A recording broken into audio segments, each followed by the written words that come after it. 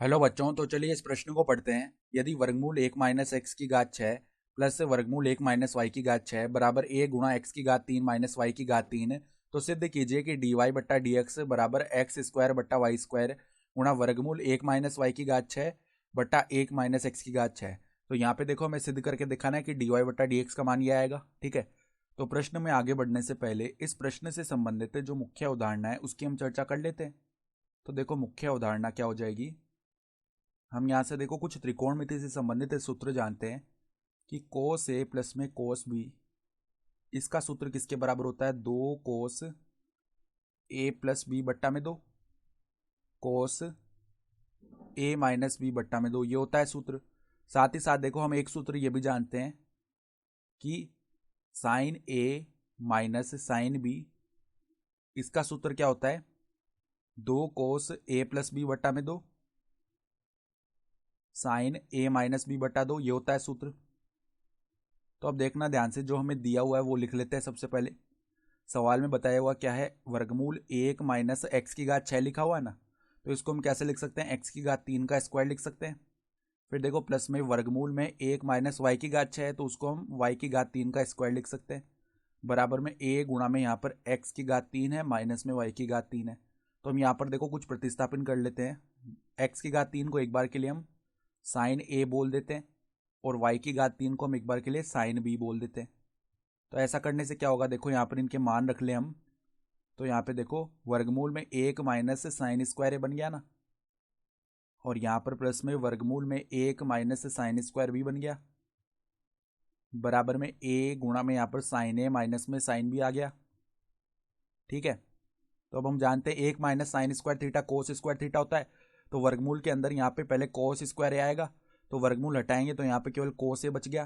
फिर प्लस में इसी प्रकार यहाँ पर कोस भी बच गया। बराबर में ए गुणा में यहाँ पर साइन ए माइनस में साइन भी, ये आ गया। ठीक है, तो अब देखना यहाँ पर ये सूत्र लग जाएगा त्रिकोणमिति से वाला। ठीक है, तो 2 कोस ए प्लस बी बट्टा में 2, फिर कोस ए माइनस बी बट्टा में 2, बराबर में देखो यहाँ पर भी ये सूत्र लग गया, तो 2 आ जाएगा। फिर यहाँ पर देखो साइन, नहीं पहले साइन नहीं कोस आता है ना, तो कोस ए प्लस बी बट्टा में 2 और साइन ए माइनस बी बट्टा में 2 हो गया।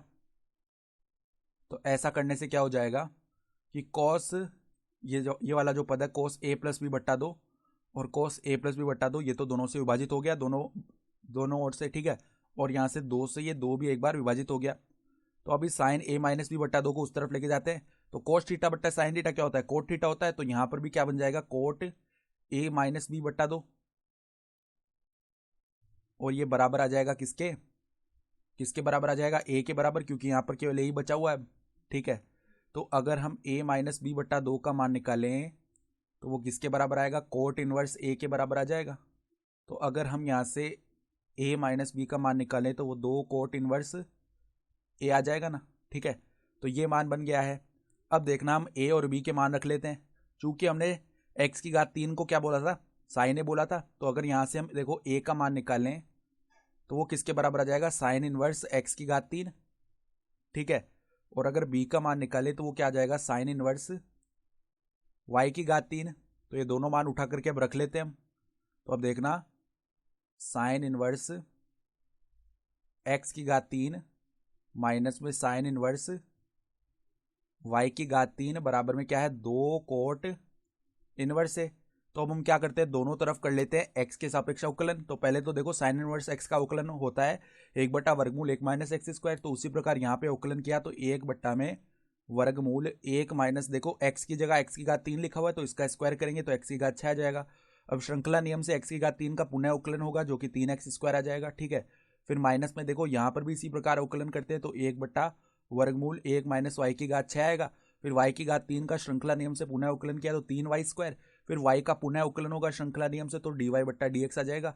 बराबर में देखो यहाँ पर 2 कोट इनवर्स है, ये तो एक अचर पद है और अचर पद का अवकलन 0 होता है। ठीक है, तो अब देखो, इस माइनस वाले पद को उस तरफ लेके जाते हैं, तो 3x स्क्वायर बट्टा में वर्गमूल 1 माइनस एक्स की घात 6 बराबर में क्या आ जाएगा? 3y स्क्वायर dy बट्टा में dx, और यहाँ पर बट्टा में क्या है? वर्गमूल 1 माइनस वाई की घात 6।